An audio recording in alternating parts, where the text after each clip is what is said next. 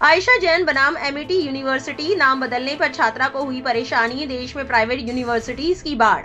Supreme court ने पूछा कौन चलाता है, कैसे चलती हैं छात्रों के अधिकारों पर भी सवाल। आइए बताते हैं आपको पूरी खबर।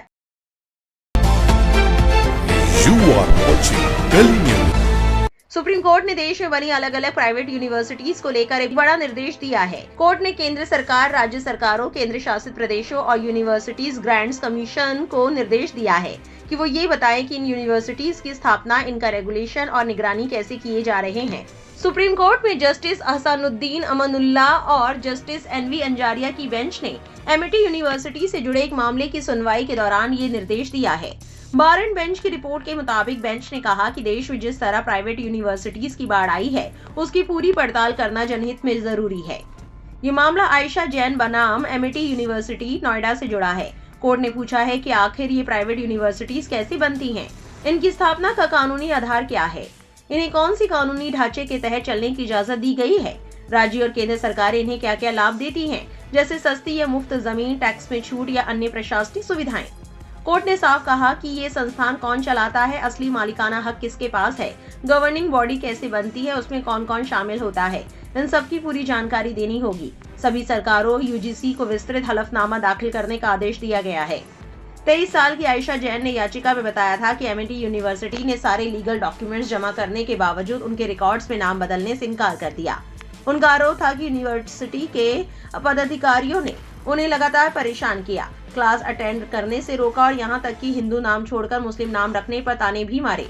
याचिका में यूजीसी और शिक्षा मंत्रालय को की गई शिकायतों का जिक्र था।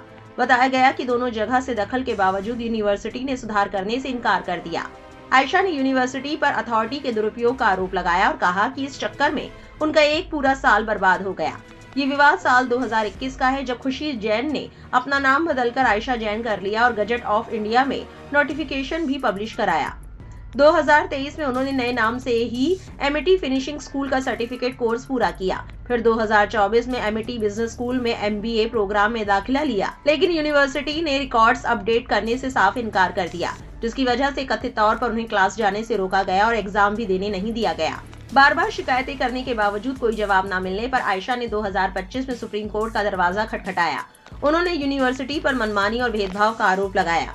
इससे पहले इसी मामले की सुनवाइयों में कोर्ट ने एमिटी यूनिवर्सिटी के रवैये पर कड़ी नाराजगी जताई थी। 9 अक्टूबर को कोर्ट ने एमिटी के चेयरमैन और वाइस चांसलर को व्यक्तिगत रूप से अपना पक्ष रखने का निर्देश दिया था। अगली सुनवाई 14 अक्टूबर को हुई तो कोर्ट ने कहा कि यूनिवर्सिटी ने उसके आदेशों का मजाक बना दिया है। इसके बाद कोर्ट ने रितनंद बालवेट एजुकेशन फाउंडेशन के प्रेसिडेंट डॉक्टर अतुल चौहान और वाइस चांसलर को अगली तारीख पर व्यक्तिगत रूप से उपस्थित होने का आदेश दिया। 20 नवंबर को जब ये मामला दोबारा सामने आया तो दोनों अधिकारी कोर्ट में उपस्थित थे। उन्होंने अपने हलफनामे दाखिल कर दिए। हालांकि बेंच ने इसे यहीं समाप्त करने के बजाय मामले का दायरा काफी व्यापक कर दिया। कोर्ट ने माना कि इस मामले से जुड़े मुद्दे भारत में निजी उच्च शिक्षा के संचालन और नियमन को लेकर बड़े और दूरगामी सवाल उठाते हैं। कोर्ट ने स्पष्ट कहा कि वो गहराई से जांच करना चाहता है कि प्राइवेट यूनिवर्सिटीज आखिर अस्तित्व में कैसे आई, उन्हें बनाने की अनुमति किन कानूनी प्रावधानों या सरकारी अधिसूचनाओं से मिली और सरकारों से इन्हें कौन कौन से लाभ तथा सुविधाएं मिल रही हैं। इस तरह मामला अब केवल 2 अधिकारियों की अवमानना तक सीमित नहीं रहा, बल्कि पूरी प्राइवेट यूनिवर्सिटीज के तंत्र की वैधता, पारदर्शिता और जवाबदेही पर बड़ा सवालिया निशान लग गया है। मामले की अगली सुनवाई 8 जनवरी 2026 को होगी। इस पूरी खबर के सामने आने के बाद सोशल मीडिया पर लोग अपनी अपनी प्रतिक्रियाएं दे रहे हैं। एक एक्स यूजर ने लिखा, सभी भारतीयों को अपने नाम को केवल वैध कारणों के लिए बदलने का अधिकार होना चाहिए। उदाहरण के लिए गैर हिंदुओं को हिंदू नाम रखने की अनुमति नहीं होनी चाहिए, ताकि वे भोले भाले हिंदुओं को ये विश्वास दिला सके कि वे भी उनमें से एक हैं, आमतौर पर व्यक्तिगत लाभ के लिए। ऐसा सबसे ज्यादा ईसाइयों द्वारा किया जाता है। एक और एक्स यूजर ने लिखा, एक विश्वविद्यालय किसी व्यक्ति को कैसे परेशान कर सकता है? असल में वहाँ कुछ बेवकूफ कर्मचारी हैं जिन्होंने छात्र को परेशान किया। मेरे कॉलेज और विश्वविद्यालय के अनुभव में प्रशासनिक लोग ज्यादातर शिक्षा संस्थानों में बेवकूफ होते हैं। इस पूरी खबर को लेकर आपकी क्या राय है? कमेंट सेक्शन में जरूर लिखें और ऐसी और वायरल अपडेट्स के लिए गली न्यूज से जुड़े रहें।